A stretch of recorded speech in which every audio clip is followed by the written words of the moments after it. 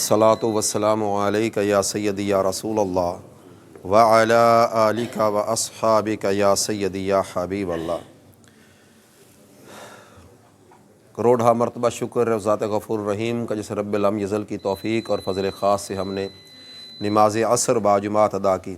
اللہ رب العزت ہمیں اسی طرح نماز پنجگانہ کا باجماعت اور تکبیر اولیٰ کے ساتھ اہتمام رکھنے کی توفیق عطا فرمائے، اور اللہ رب العزت اپنی رحمت اور فضل خاص کے طفیل اس بابرکت مہینے کے دوران ہونے والی چھوٹی موٹی غلطیاں کوتاہیاں جو ہیں اللہ تعالیٰ معاف فرمائے، اور اس بابرکت مہینے رمضان المبارک کی اللہ رب العزت ہمیں شفاعت نصیب فرمائے۔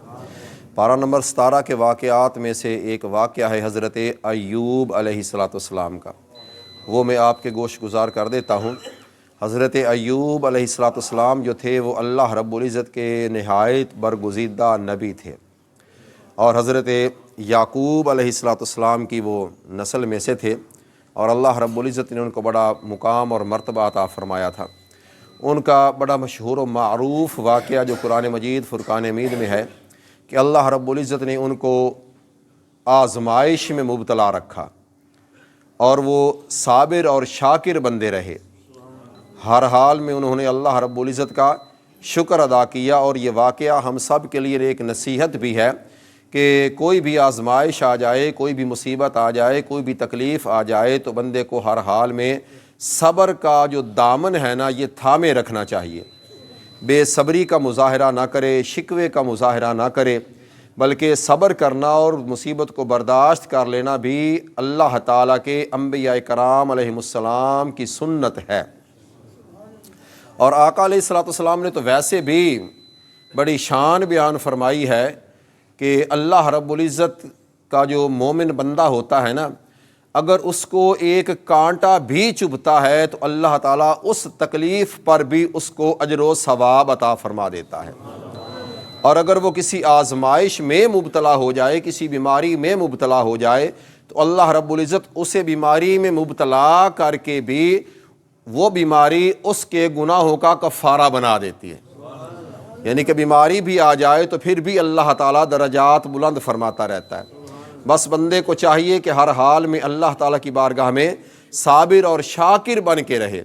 حضرت ایوب علیہ السلام کے متعلق تواریخ کے مختلف واقعات ہیں، ان میں جو مستند واقعہ ہے وہ یہی ہے کہ اللہ رب العزت نے ان کو بہت زیادہ مال عطا فرمایا تھا، دولت عطا فرمائی تھی، اسباب تھے، اولاد کثیر تھی ان کی، اور جب اللہ رب العزت نے ان کو آزمانا چاہا تو ان کے مال میں بھی نقصان پیدا فرما دیا۔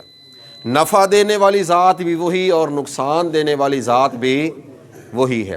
اس لیے جب ان کو آزمائش میں مبتلا کیا گیا تو ان کے جو کھیت اور باغات وغیرہ تھے وہ سارے کے سارے اللہ رب العزت نے ختم کر دیے، اور ان کے جسم پر بھی بیماری طاری فرما دی، اور بیماری کو جب طول دیا گیا تو مختلف روایات ہیں کہ 3 سال کا بھی ذکر ہے، 7 سال کا بھی ذکر ہے، اور 18 سال کا بھی ذکر ہے۔ اللہ رب العزت نے ان کو اتنا عرصہ آزمائش میں مبتلا رکھا، اور حضرت ایوب علیہ السلام فرماتے ہیں کہ جب یہ آزمائش شروع ہوئی نا ان پر تو اتنا سختی کا وقت آیا کہ آپ کے سارے جو دوست احباب تھے نا وہ سارے کے سارے آپ کا جو تعلق تھا وہ سارے کے سارے توڑ کے چلے گئے، سوائے 2 شخصوں کے۔ ان کے بھائی بھی ہو سکتے ہیں وہ، یا اور دوست بھی ہو سکتے ہیں، مختلف روایات ہیں۔ انہوں نے آپ کا ساتھ نہیں چھوڑا، اور جب ایک دن ایسا ہوا کہ وہ دونوں گفتگو کر رہے تھے تو ایک نے دوسرے سے کہا کہ یار اس بندے پر اللہ تعالیٰ نے کتنی آزمائش ڈالی ہوئی ہے، پتہ نہیں یہ بندہ کون سا گناہ کر بیٹھا ہے کہ اس کو اتنی سخت آزمائش میں اللہ رب العزت نے مبتلا رکھا ہے۔ جب اس طرح کی انہوں نے گفتگو کی نا تو ان کے دل کو بڑی ٹھیس پہنچی، تو انہوں نے کہا کہ میری ذات، میری زبان جو ہے یہ تو ہر وقت اللہ کے ذکر سے تر رہتی ہے، مگر انہوں نے کچھ اور بات کی ہے تو یا اللہ ان کی باتوں کا جو کفارہ ہے نا یہ بھی میں خیرات کے ذریعے دوں گا، ان کا کفارہ بھی یا اللہ میں ہی ادا کروں گا۔ تو ان بندوں کی طرف سے بھی آپ نے وہ کفارہ ادا کر دیا، اور اس وقت اللہ رب العزت نے ارشاد فرمایا ارکض برجلک، کہ یہ جو ہے نا آپ اپنی ایڑی جو ہے نا یہ زمین پر ماریے، یہاں سے پانی کا ٹھنڈا چشمہ جاری ہوگا، اس کو پی بھی لیں، غسل بھی کر لیں، اللہ تعالیٰ تمہیں شفا بھی عطا فرما دے گا۔ اب اس دوران ایک اور بڑا اہم واقعہ ہو گیا۔ آپ کی جو بیوی تھی نا، وہ بڑی نیک عورت تھی۔ یوسف علیہ السلام کے صاحبزادے کا نام تھا منشا۔ منشا کی بیٹی تھی رحمت بی بی۔ یہ رحمت بی بی حضرت ایوب علیہ السلام کی زوجہ تھی، تو وہ بھی بڑی نیک سیرت تھی، بڑی شکر گزار تھیں، اور بڑی خدمت کی انہوں نے اس بیماری کے حال۔ بلکہ علامہ ابن کثیر نے تو یہ بھی تفصیل لکھی ہے کہ وہ لوگوں کے گھروں میں جا کے نا محنت مزدوری بھی کیا کرتی تھی۔ ایک دن محنت مزدوری نہ ملی نا، تو انہوں نے اپنے بال کاٹ کے فروخت کر دیے اور شوہر کے لیے کھانا لے کے آ گئی تھی۔ اس حد تک وہ چلی گئی تھی۔ جب یہ معاملہ ہوا نا، تو حضرت ایوب علیہ السلام نے فرمایا کہ آج کہاں سے کمایا ہے، کس گھر میں مزدوری کی ہے؟ مزدوری تو ملی نہیں تھی، آپ خاموش رہیں۔ جو 2-3 دفعہ جب پوچھا گیا نا، تو آپ نے پھر فرمایا تھا کہ میں نے یہ بال فروخت کیے ہیں۔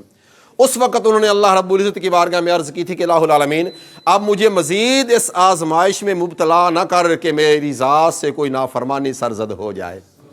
اس وقت اللہ رب العزت نے فرمایا ارکض برجلک ھذا مغتسل بارد و شراب، کہ جناب آپ ایڑی ماریں، پانی کا چشمہ جاری ہوگا، اور اس سے آپ غسل بھی کریں، پی بھی لیں، اللہ تعالیٰ شفا بھی عطا فرما دے گا۔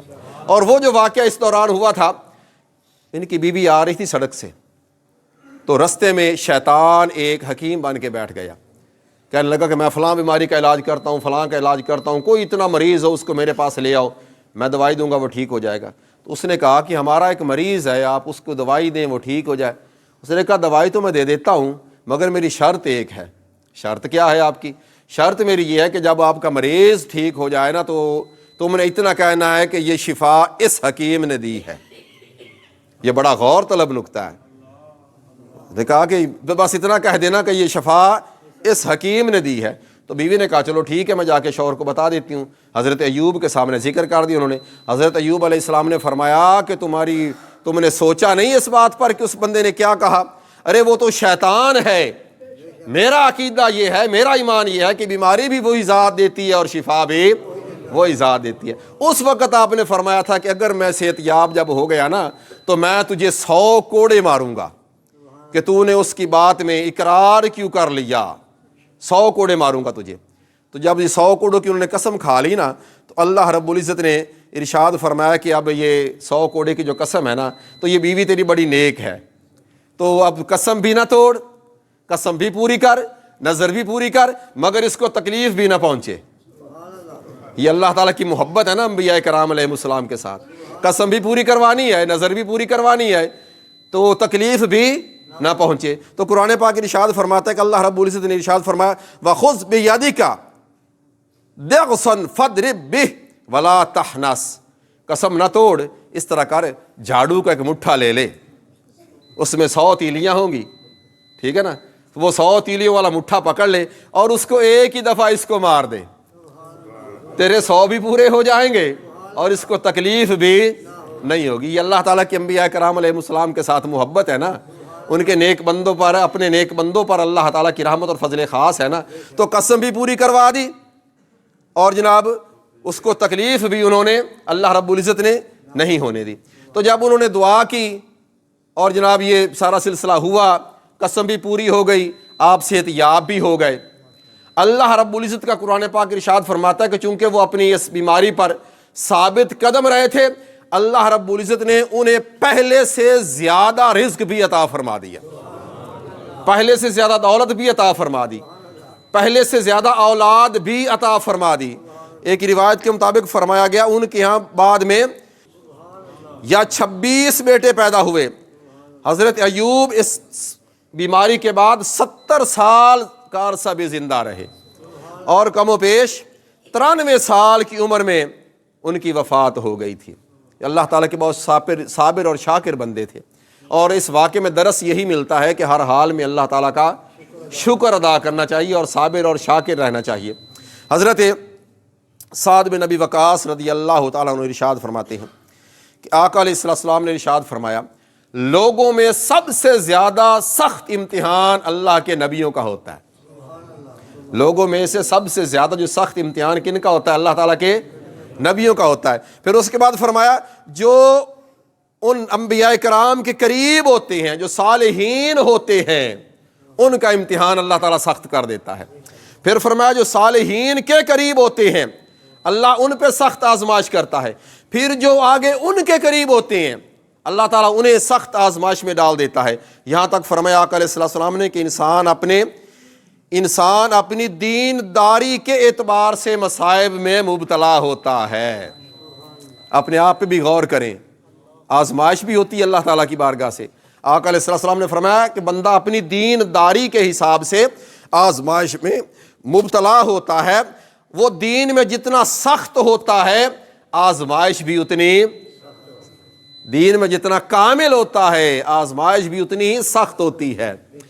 امام حسین رضی اللہ تعالیٰ عنہ کی ذات برکات سے بڑھ کر کون ہوگا جو دین پر کامل ہوگا؟